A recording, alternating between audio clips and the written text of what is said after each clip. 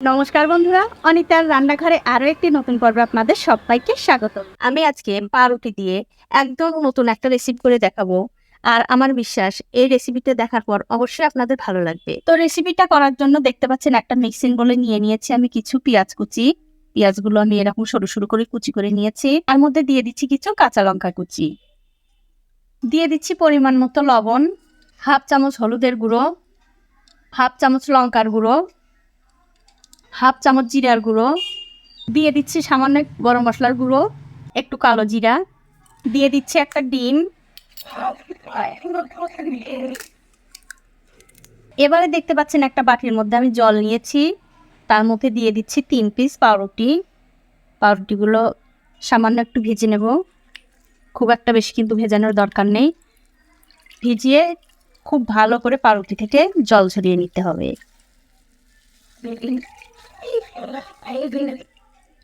এখন এই পাউরুটিগুলো আমি এই পেঁয়াজের মধ্যে দিয়ে দেব। তারপর খুব ভালো করে হাত দিয়ে চটকে চটকে সবকিছুর সঙ্গে মিশিয়ে নিতে হবে।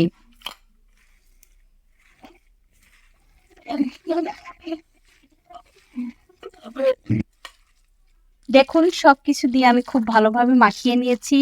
আর বন্ধুরা, মাখানোর পরে যদি দেখেন এই মিশ্রণটা এরকম হাতে নিলে এরকম বল হয়ে যাচ্ছে, তখন কিন্তু বুঝতে হবে এর মধ্যে সব উপকরণ দেওয়া ঠিকঠাক হয়েছে। এবার চলুন এগুলো ভেজে নিই। এবারে দেখতে পাচ্ছেন একটা কড়াইতে আমি বেশ কিছুটা তেল গরম করতে দিয়েছি।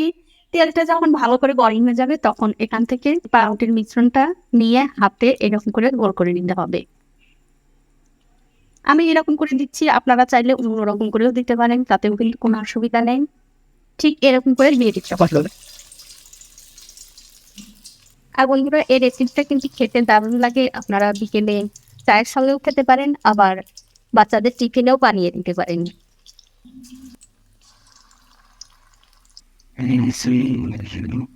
2-3 মিনিট পর যখন দেখবেন এগুলোর একদিকটা হয়ে গেছে, তখন অন্য দিকটা এরকম করে উল্টে দিতে হবে। দেখুন সবগুলোই কিন্তু আমি উল্টে দিলাম, আর এরকম করে উল্টে পাল্টে সবগুলোই ভেজে নেব। দেখুন আমি আরো 2-3 মিনিট ধরে এগুলো ভালো করে উল্টে পাল্টে লাল লাল করে ভেজে নিয়েছি।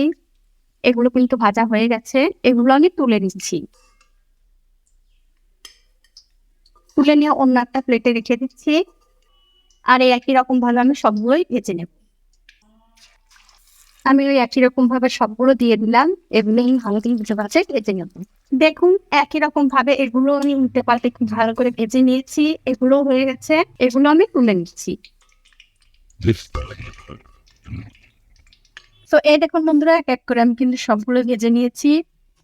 আর এগুলো কিন্তু একটু সস দিয়ে খেতে ভীষণ ভালো লাগে। আর আমি কিন্তু আজকে একদম অল্প সময়ে এই রেসিপিটা আপনাদের করে রেখেছি। তো বন্ধুরা, ভিডিওটি যদি আপনাদের ভালো লেগেই থাকে অবশ্যই একটা লাইক, কমেন্ট আর শেয়ার করতে ভুলবেন না।